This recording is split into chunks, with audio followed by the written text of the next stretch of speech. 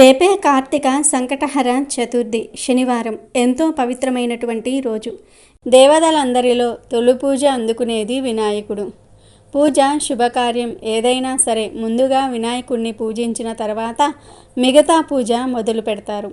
మానవుల కష్టాల నుండి గట్టెక్కించేది సంకటహర చతుర్థి వ్రతం.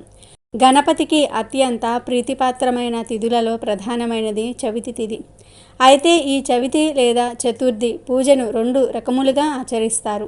మొదటిది వరద చతుర్థి, రెండవది సంకష్టహర చతుర్థి. అమావాస్య తర్వాత వచ్చే చతుర్థి రోజున చేసే వ్రతమును వరద చతుర్థి అని, పౌర్ణమి తర్వాత వచ్చే చతుర్థి రోజున చేసే వ్రతమును సంకష్టహర చతుర్థి లేదా సంకటహర చతుర్థి వ్రతం అంటారు.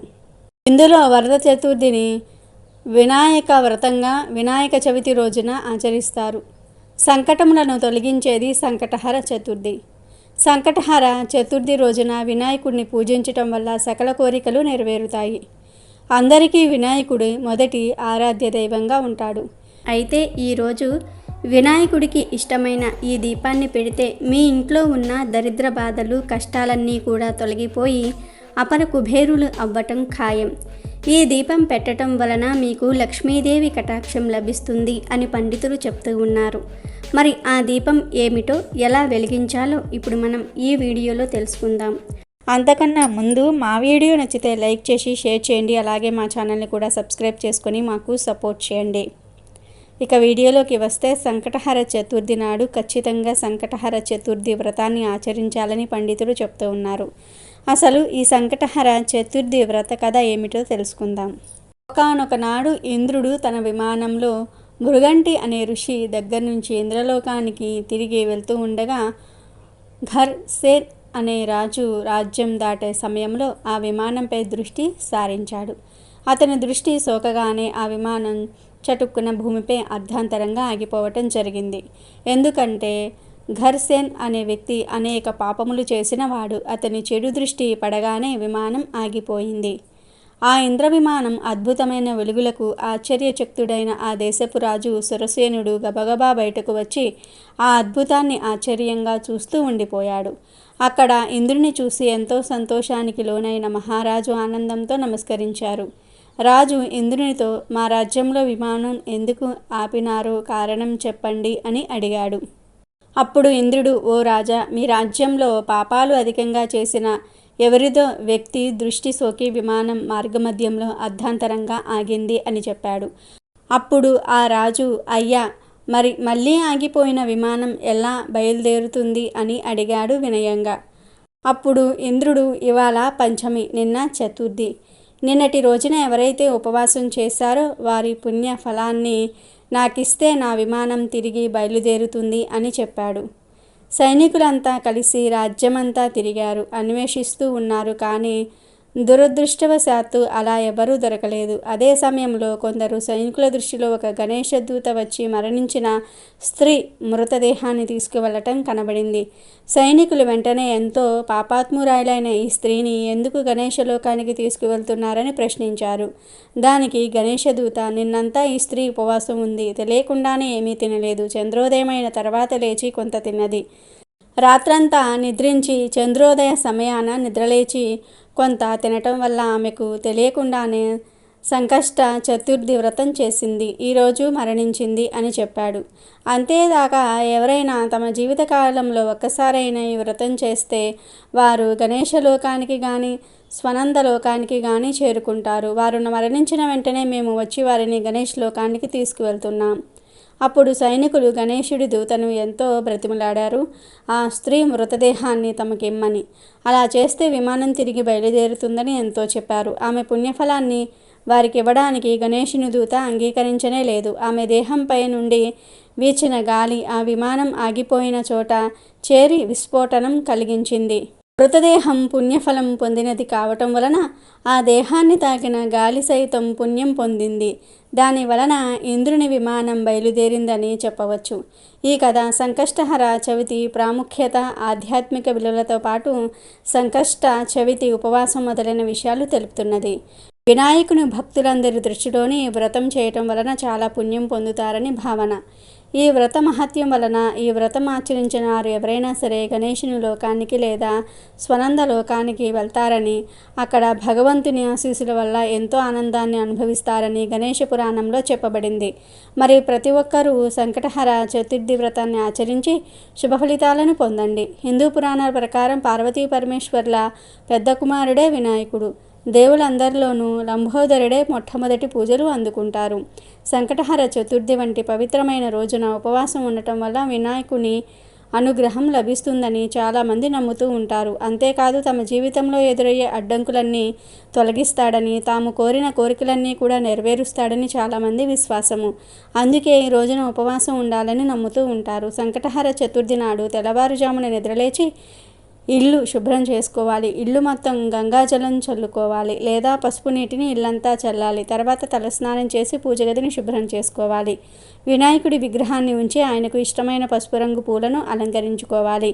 అలాగే దర్భగడ్డిని సమర్పించాలి. నైవేద్యంగా బూందీ లడ్డు మోదకాలను నివేదించాలి. ఆవు నెయ్యితో దీపాన్ని వెలిగించుకోవాలి. సంకటహర వ్రత కథను చదివి హారతి ఇవ్వాలి. పూజలో ఏమైనా పొరపాట్లు జరిగి ఉంటే క్షమించమని కోరుతూ గుంజీళ్లు తీయాలి.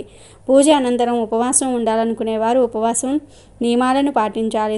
సాయంత్రం కూడా గణేశుడికి తప్పనిసరిగా పూజ చేసి చంద్రదర్శనం తర్వాత ఉపవాసం విరమించాలి. ఉపవాసం విరమించిన తర్వాత సాత్విక ఆహారాన్ని మాత్రమే తినాలి.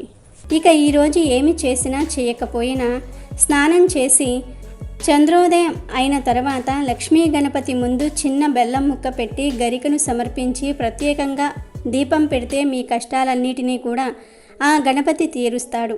మరి ఆ దీపం ఎలా పెట్టాలి అంటే, ముందుగా గణపతి ఫోటో ముందు ఒక తామర ఆకును పెట్టండి. ఆ ఆకుపై వెండి ప్రమిదను లేదా మట్టి ప్రమిదను పెట్టి కొబ్బరి నూనె పోసి 3 వత్తులతో దీపం వెలిగించండి. ఈ దీపంలో 2 అక్షింతలను వేయండి. ఇలా సంకటహర చతుర్థి రోజు తామర ఆకు మీద కొబ్బరి నూనెతో దీపం పెడితే లక్ష్మీదేవి అనుగ్రహం కలుగుతుంది. గణపతి అనుగ్రహంతో కష్టాలు సమస్యలన్నీ కూడా పోతాయి. చంద్రోదయం అయిన తర్వాతే ఈ దీపాన్ని గణపతి ముందు వెలిగించాలి. ఇలా దీపం పెట్టిన తర్వాత కుదిరిన వారు సంకట నాశక గణేశ స్తోత్రం చదివితే మంచిది. సంకటాలన్నీ కూడా తొలగిపోతాయి. మీకు అన్ని శుభాలే జరుగుతాయి. కనుక మీరు కూడా రేపు సంకటహర చతుర్థి రోజు ఇప్పుడు మనం చెప్పుకున్న విధంగా దీపం వెలిగించి లక్ష్మీ అనుగ్రహాన్ని పొందండి. సమస్యలనేవి ఏవీ లేకుండా సంతోషంగా జీవించండి. ఈరోజు పూజ చేసే సమయంలో 1 గ్లాసు పాలను వినాయకుడికి నైవేద్యంగా పెట్టాలి. అలాగే చిన్న బెల్లం ముక్క కొని తెల్ల నువ్వులను వినాయకుడి పటం దగ్గర ఒక ప్లేట్లో పెట్టి మీకు ఉన్న ఆరోగ్య సమస్యల గురించి, మానసిక ఇబ్బందుల గురించి చెప్పుకోవాలి. పచ్చి పాలను కాకుండా మరగబెట్టిన పాలను నైవేద్యంగా పెట్టాలి. ఇక ఆ రోజు సాయంత్రం కాళ్ళు చేతులు కడుక్కొని దీపం వెలిగించుకోవాలి. 7 లేదా 8 అయిన తర్వాత, అంటే ఆకాశంలో చంద్రుడు కనిపించినప్పుడు వినాయకుడికి పటం ముందు పెట్టిన పాలు, బెల్లము, తెల్ల నువ్వులను ఒక ప్లేట్లో పెట్టుకొని ఇంటి పైకి వెళ్ళి ఆ ప్లేట్ను చంద్రకిరణాలు పడే చోట పెట్టుకోవాలి. ఒక 5 లేదా 10 నిమిషాల తర్వాత పాలల్లో తెల్ల నువ్వులు, బెల్లము వేసి బాగా కలిపి తాగాలి. చంద్రకిరణాలు పడిన పాలను తాగటం వల్ల ఒంటికి సర్వశక్తులు వస్తాయి. పనులలో ఉత్సాహంగా పాల్గొంటారు. చంద్రుడి అనుగ్రహం కలుగుతుంది. తద్వారా మీకు మానసిక ప్రశాంతత కలుగుతుంది.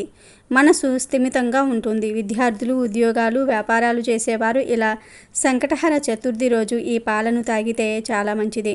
ఆలోచనలు స్థిరంగా ఉంటాయి. ఇతర చెడు అలవాట్లపై మనసు పడకుండా ఉంటుంది. మంచి ఆలోచన శక్తిని కలిగి ఉంటారు. ఇవి మీ ఒంటికి మంచి బలాన్ని ఇస్తాయి. రాత్రిపూట వీటిని తాగటం వల్ల చాలా ప్రయోజనాలు కలుగుతాయి. సంకటహర చతుర్థి రోజు వీటిని తాగితే వినాయకుడు మీ జ్ఞానాన్ని వృద్ధి చేస్తాడు. మీకు పనులలో ఎలా విజయాలు సాధించాలో తెలియజేస్తారు. సంకటహర చతుర్థి రోజు ఇవి తాగటం వల్ల మీ జీవితం మారుతుంది. మీ జీవితంలో కొత్త మార్పులు చూస్తారు. ప్రశాంతమైన జీవితాన్ని గడుపుతారు. ప్రతి సంకటహర చతుర్థి రోజు ఇలా పాలను తాగితే మంచి అద్భుతాలను చూస్తారు. మరి ప్రతి ఒక్కరూ రేపు సంకటహర చతుర్థి రోజు వ్రతమాచరించి ఇది తాగండి. ఉపవాసం ఉన్నా ఉండకపోయినా ఇది తాగవచ్చు.